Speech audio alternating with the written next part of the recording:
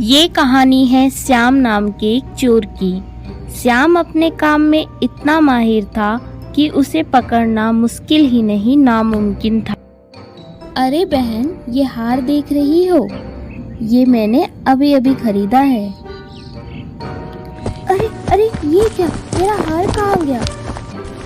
हाय, मेरे सारे रुपए चोरी हो गए। कोई तो बचाओ इस चोर से। आए चाहे दिन हो या रात हो, श्याम को इसी तरह कोई भी नहीं पकड़ सकता था। लेकिन एक दिन उसकी जिंदगी में एक अनोखा मोड़ आया।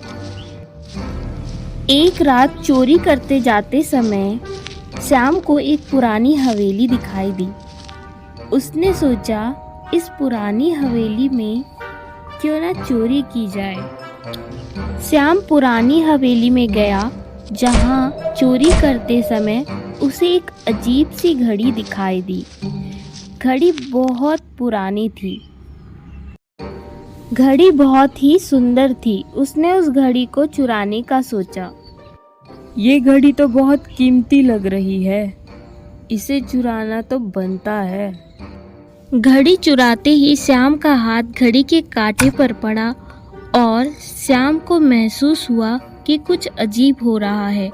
उसने आसपास देखा तो उसने देखा सब कुछ वहीं का वहीं रुक गया है, जैसे समय थम गया हो।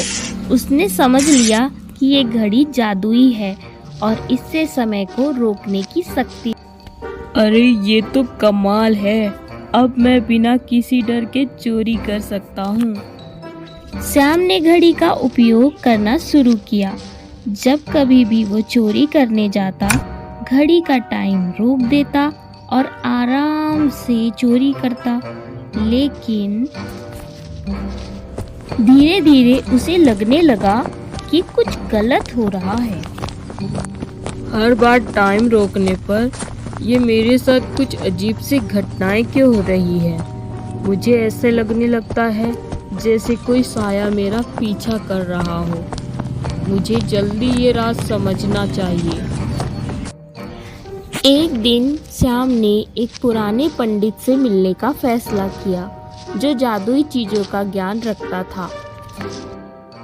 पंडित जी, मैंने ये घड़ी पुरानी हवेली से चुराई है और मैं इसका समय भी रोक पाता हूँ और आसानी से चोरी कर पाता हूँ। लेकिन चोरी करने के बाद मुझे ऐसा लगता है जैसे कोई साया मेरा पीछा कर रहा हो। ऐसा क्यों हो रहा है मेरे साथ? ये घड़ी किसी सम्राट नाम के एक सैनिक ने बनाई थी। समय को अपने नियंत्रण में रखना चाहता था। पंडित जी, तब तो वो राजा ही बन गया होगा।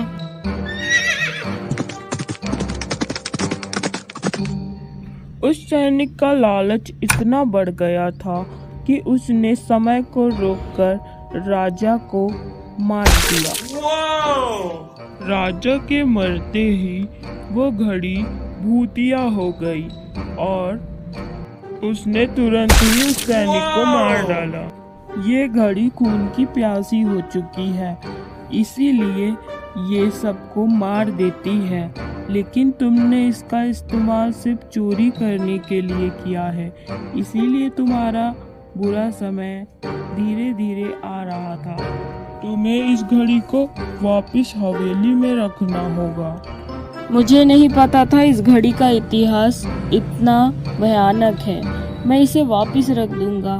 श्याम ने घड़ी को वापस हवेली में रखने का फैसला किया। जैसे ही वो घड़ी को हवेली में वापस रखने गया, वैसे ही कुछ अजीब हुआ उसके साथ। तुम्हें क्या लगता है, चोरी बुरा काम नहीं होता है क्या? मैं तुम्हें मार दूंगी क्योंकि तुमने मुझे चुराया था। अरे नहीं नहीं, भागो यहाँ से, बचाओ बचाओ। घड़ी श्याम के पीछे पड़ी थी और श्याम भाग रहा था। आज किसी तरह बच जाओ, फिर तो मैं कभी चोरी ही नहीं करूँगा।